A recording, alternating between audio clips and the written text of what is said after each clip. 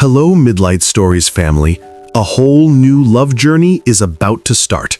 Let us know where you're viewing from so we can observe that our Midlight family is global in scope. The supermarket buzzed with noise, but for Jack Carter, the world had shrunk to the counter in front of him. His hand trembled slightly as he placed down his last few coins. 3 quarters, a nickel, and some pennies that felt as worn out as he did. Behind him, his baby daughter, Emma, started to fuss.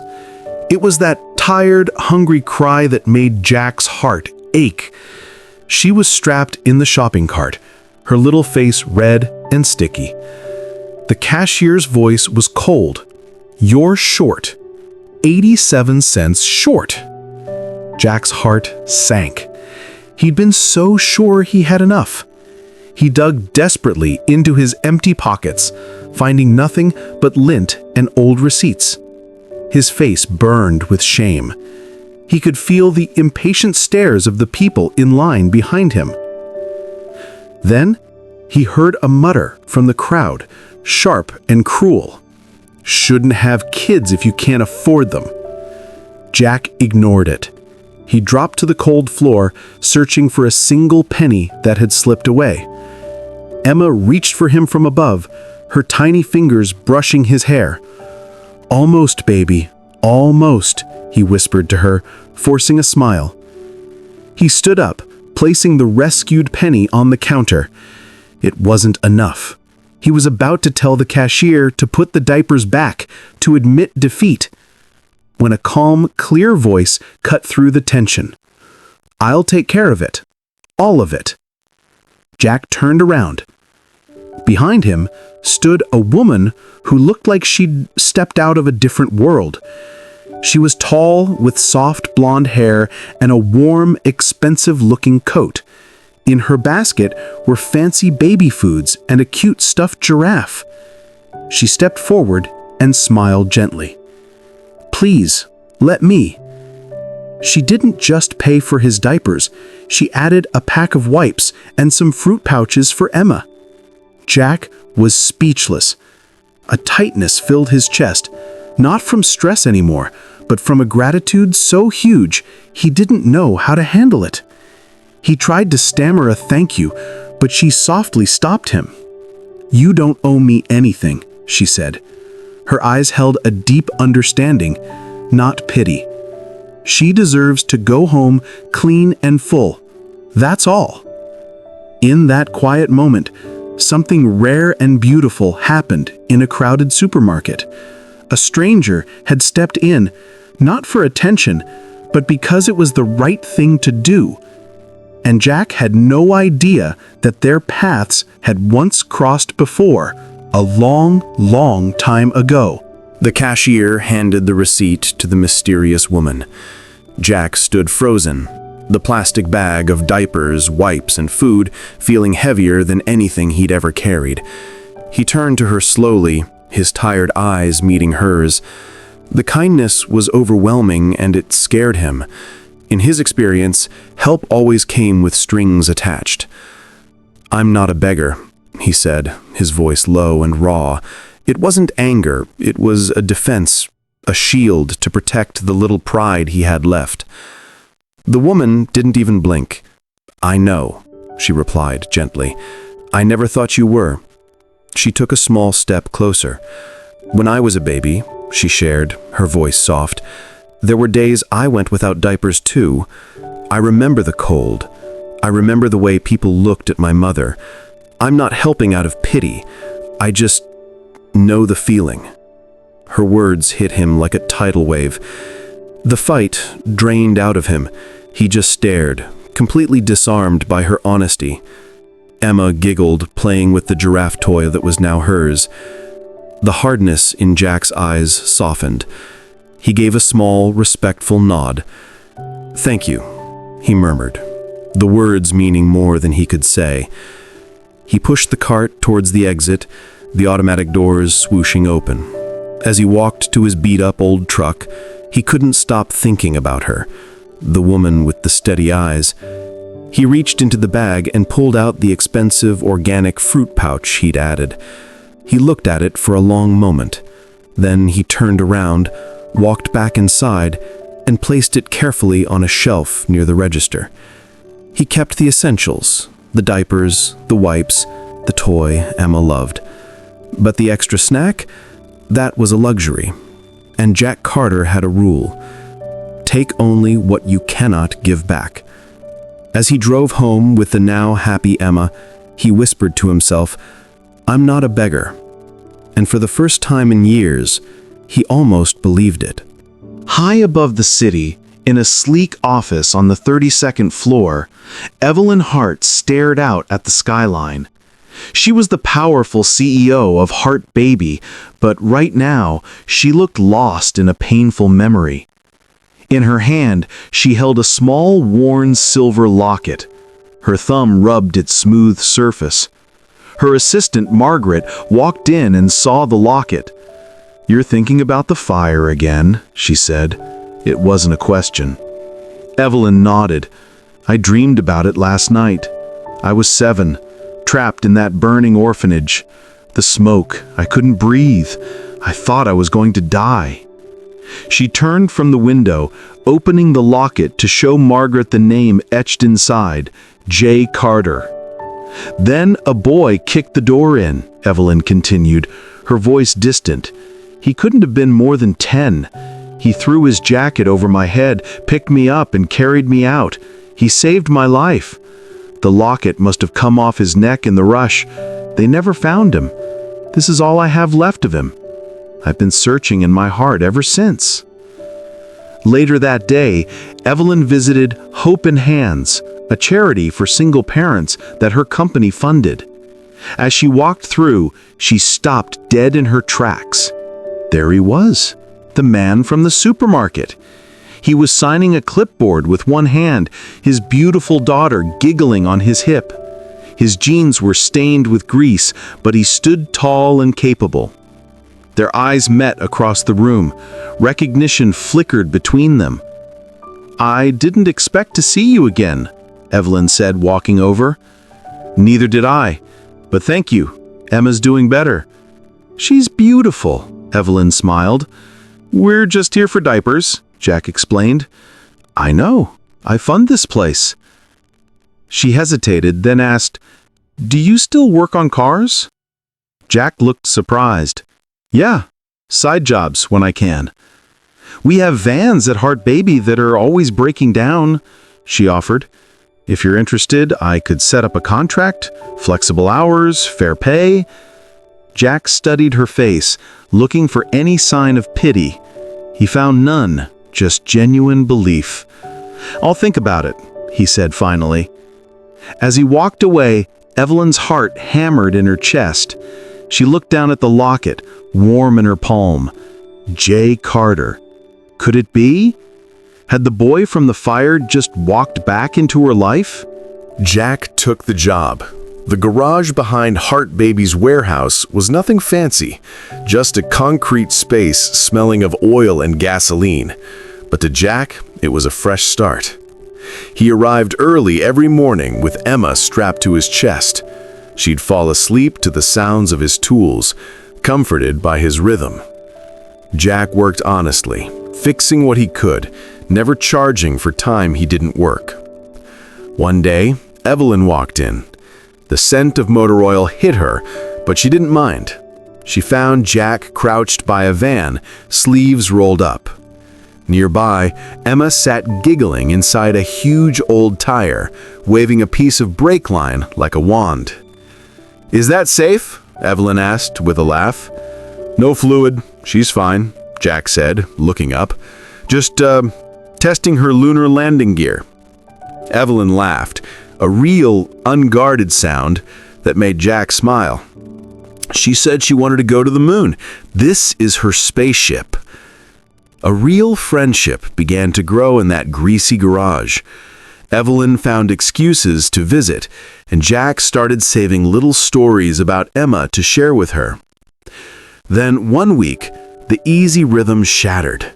Evelyn came back to find Jack pacing outside, panic written all over his face. Emma was limp and burning up in his arms. "She has a fever. My truck won't start," he said, his voice tight with fear. Without a second thought, Evelyn unlocked her car. "Get in." She drove them to the clinic, handled the paperwork while Jack stayed with Emma. It was just a fever, the doctor said, but it was terrifying. On the bench outside, Jack's tough exterior finally cracked. "Thank you," he said, his voice rough with emotion. It was more than a thank you for a ride. "You're welcome," Evelyn said, softly. "You're a good father, Jack." He looked down at his sleeping daughter. "I'm trying." "That's all it takes," she said. In the weeks that followed, their bond deepened. They weren't a CEO and a mechanic anymore.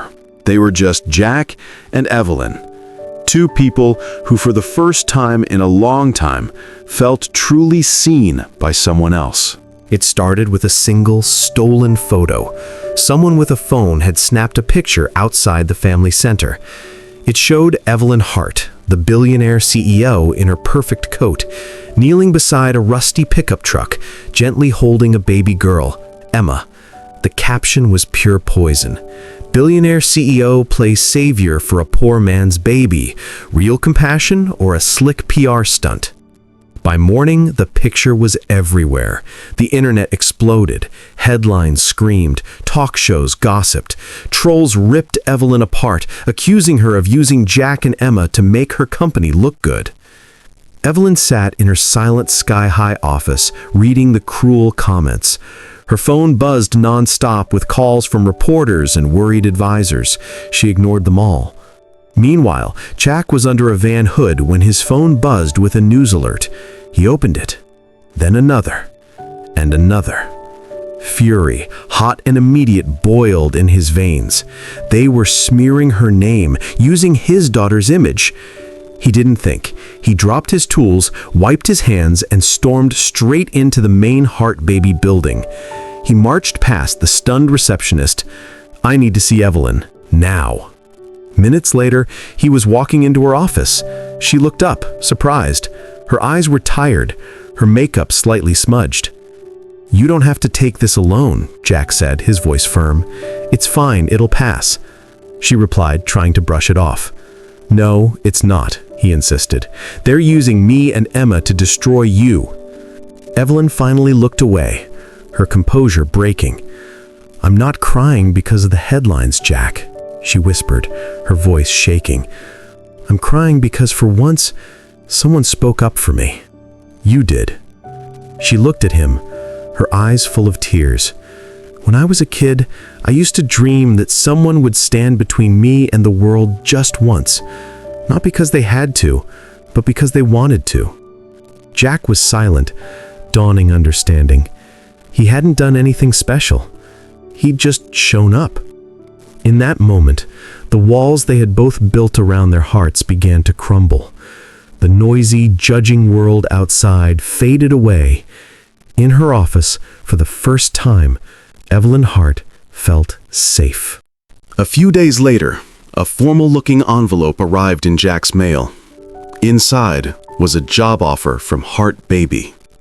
Not for fixing vans, but for a real, full-time position as a logistics operations manager. With benefits. A real career. Jack sat on his old couch staring at the letter. This was everything he needed. But the old fears whispered in his ear, "You're not good enough. You'll fail. They'll find out you're a fraud." He folded the letter and put it away, too scared to say yes. That evening it was raining. Jack was feeding Emma when a soft knock came at his apartment door. He opened it to find Evelyn standing there, her hair damp from the rain.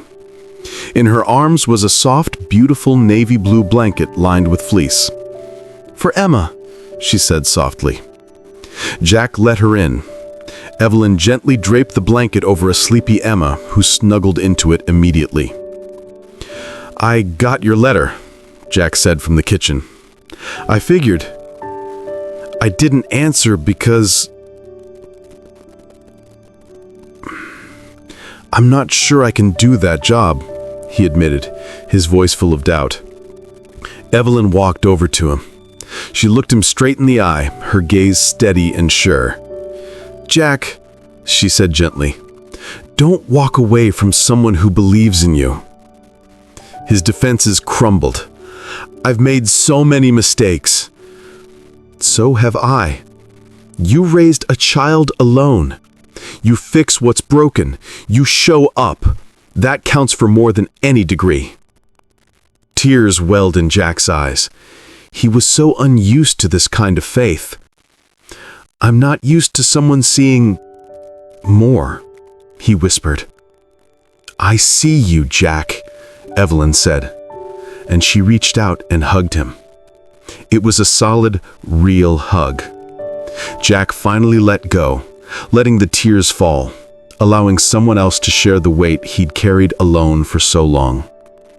When Evelyn left, the rain had stopped, and Jack knew what he had to do. He sent her a text with 2 simple words: "I'm in."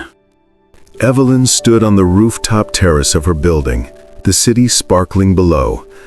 The wind played with her hair. In her hand was the old silver locket. She knew it was time for the truth.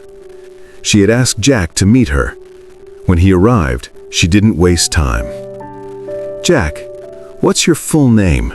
she asked. "Jack Carter," he answered, confused. She opened her palm, revealing the locket.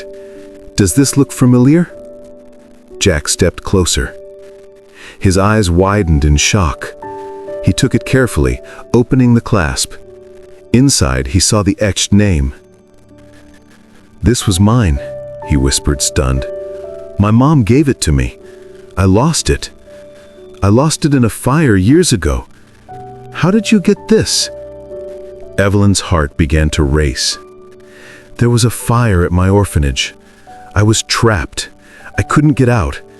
Then a boy kicked the door in. He saved me. This locket was in my hand after he carried me out." Jack's memory flashed back. "I remember that fire. I saw the smoke. I ran over. They said a little girl was still inside. I went in." He looked at Evelyn, his eyes wide with realization. "You were that little girl." Evelyn nodded, tears streaming down her face. "It was you. All this time, it was you." Jack reached for his wallet and pulled out a fragile yellowed piece of paper. He handed it to her. It was a rough list from the fire. At the bottom, in child's handwriting, it said, "Blonde girl, room 14, saved." He said, "I kept that. I always wondered what happened to you." They stood there, wrapped in the incredible truth. The boy who saved her and the woman who helped him had found each other again, against all odds. "You saved my life," Evelyn whispered. "And you gave mine back," Jack replied. They didn't need to say anything else. They just stood together, hand in hand, 2 lost pieces of a puzzle finally clicking back into place. 1 year later, everything had changed. Jack no longer worked in the garage. He had a shiny new office, but he still carried his toolbox, just in case. He was now the director of logistics, but more importantly, he was the heart of his proudest project, Second Chance. It was a workshop he designed himself, a program for single parents. They could learn mechanical skills, get free childcare, and have a hot meal, all the help Jack once needed. He saw his own struggles in every person who walked through the door, and he helped them find their strength. Evelyn stood at a podium, launching the new community wing. Cameras flashed. "Today is more than a launch," she announced. "It's a promise that no parent should feel alone." She turned to Jack.